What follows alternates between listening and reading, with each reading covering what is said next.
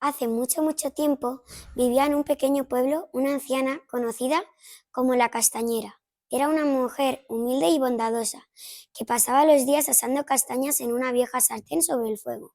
Su carrito, lleno de castañas, era el lugar favorito de los niños y de todos los que pasaban por la plaza en las tardes frías de otoño.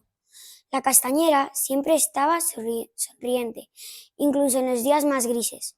Con sus manos arrugadas y su delantal lleno de hollín, ofrecía castañas a todos los que las necesitaban, incluso a aquellos que no podían pagarlas.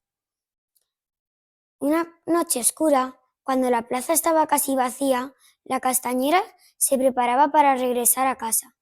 Un hombre extraño apareció. Vestía un viejo abrigo y un sombrero grande que le cubría casi todo el rostro. Parecía cansado y llevaba los pies descalzos, temblando de frío. Buenas noches, señora, dijo con voz débil. No tengo dinero, pero tengo hambre. ¿Podría darme algunas castañas? La castañera, aunque no tenía mucho, nunca rechaza, nunca rechazaba a nadie. Por supuesto, buen hombre, ven y caliéntate junto al fuego, respondió mientras le daba un puñado de castañas recién asadas. El hombre las comió con gratitud y al terminar se levantó. Antes de irse, miró a la anciana y le dijo: tu bondad será recompensada. Sigue siendo tan generosa como siempre, porque la riqueza no está en lo que tienes, sino en lo que das. La castañera, sorprendida, no alcanzó a responderle antes de que el hombre desapareciera entre las sombras.